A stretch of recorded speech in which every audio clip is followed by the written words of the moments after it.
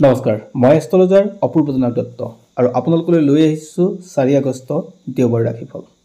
বন্ধুসকল, ৰাশিফলৰ ভিডিঅ' আৰম্ভ কৰাৰ আগত আপোনালোকৰ এটা সৰু অনুৰোধ, যদি ফেচবুকত আমাৰ এই ভিডিঅ' চাইছে তেনেহ'লে পেজটো ফ'ল' কৰিব আৰু ইউটিউবত যদি চাইছে তেনেহ'লে চেনেলটো ছাবস্ক্ৰাইব কৰি কাষত থকা বেল আইকনটো প্ৰেছ কৰিব, যাতে অনাগত দিনত আমাৰ এষ্ট্ৰলজিৰ ভিডিঅ'সমূহ আপুনি সহজে পায়।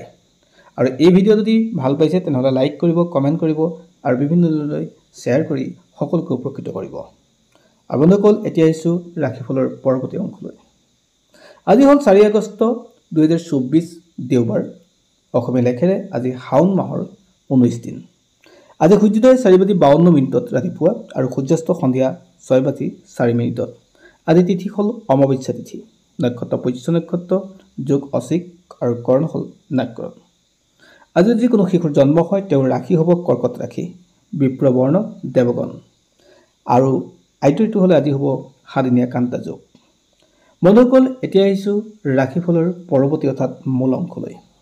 আপোনাৰ যদি মেঘ ৰাশি হয় তেনেহ'লে আজি দিনটো আপোনাৰ কাৰণে ভাল দিন। আপোনাৰ আত্মবিশ্বাসে আপুনি যিকোনো কাম কৰিলে আজি আপোনাৰ কাৰণে শুভ হ'ব। স্বাস্থ্যৰ ক্ষেত্ৰত আপোনাৰ উন্নত হয়। বিদ্যাৰ্থীসকলৰ কাৰণে যথেষ্ট ভাল দিন। আজি আত্মীয়সকলৰ পৰা আপুনি সহায় পাব। যদি আপোনাৰ বিষ ৰাশি তেনেহ'লে বৰ এটা ভাল নহয়। আপোনাৰ ক্ষেত্ৰত স্বাস্থ্যৰ ক্ষেত্ৰত আপুনি সজাগ হ'ব লাগিব। নতুন কৰ্ম আপুনি আৰম্ভ নকৰাই ভাল।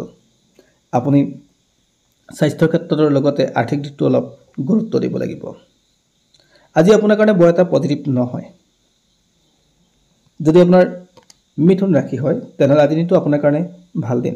যি কাম কৰে তাৰ ভাল ৰিজাল্ট পোৱাৰ যোগ থাকে।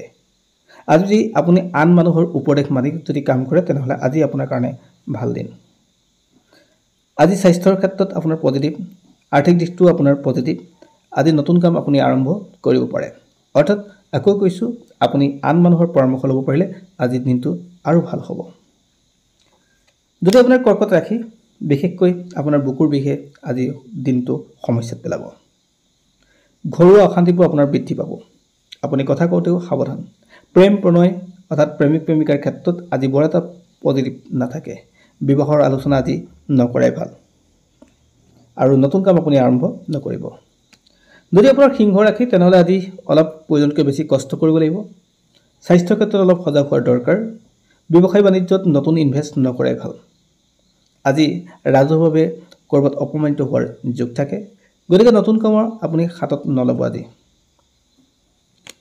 আপোনাৰ যদি কন্যা ৰাশি তেনেহ'লে আজিৰ দিনটোত আপোনাৰ মনৰ অস্থিৰতা বৃদ্ধি পাব। আত্মীয়স্বজনৰ পৰা আপুনি ধোকা খোৱাৰ দিন থাকে। আপুনি আন মানুহৰ পৰামৰ্শ ল'বলৈ যত্ন কৰিব। মানসিক অশান্তি আপোনাৰ বৃদ্ধি পাব। ঘৰুৱা সমস্যাবোৰে আপোনাৰ মূৰ দাঙি উঠিব। আৰ্থিক দিশটোৰ ক্ষেত্ৰতো আপুনি গুৰুত্ব দিব। স্বাস্থ্যৰ ক্ষেত্ৰত আপুনি সজাগ হোৱাৰ দৰকাৰ। যদি আপোনাৰ তুলা ৰাশি তেনেহ'লে আজি দিনটো আপোনাৰ কাৰণে ভাল দিন। পৰিয়ালৰ সকলোৰে মাজত মিলা প্ৰীতি একতা আজি বৃদ্ধি পাব। আপোনাৰ সাহসৰ পৰিচয় আন মানুহে পাব। আপোনাৰ নিজৰ দৃঢ়তাৰ ক্ষেত্ৰত আপুনি সামাজিকভাৱে প্ৰতিষ্ঠিত হোৱাৰ দিন থাকে। আজি যি কাম কৰে তাৰ ভাল ৰিজাল্ট পোৱাৰ যোগ। আজি আপোনাৰ কাৰণে পজিটিভ দিন।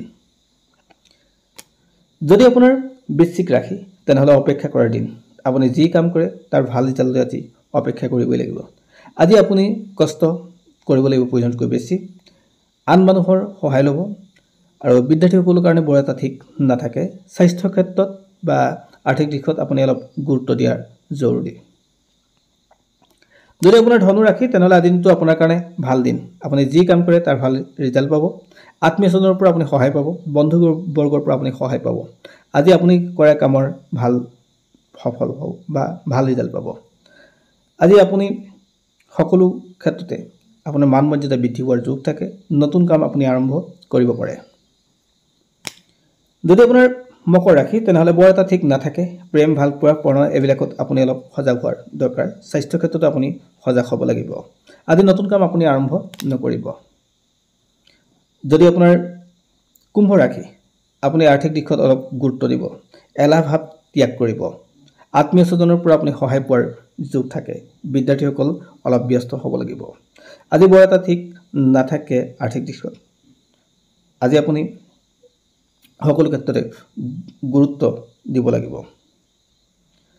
যদি আপোনাৰ মীন ৰাশি তেনেহ'লে পৰিয়ালৰ অৰ্থাৎ পাৰিবাৰিক অশান্তি আপোনাৰ বৃদ্ধি পাব।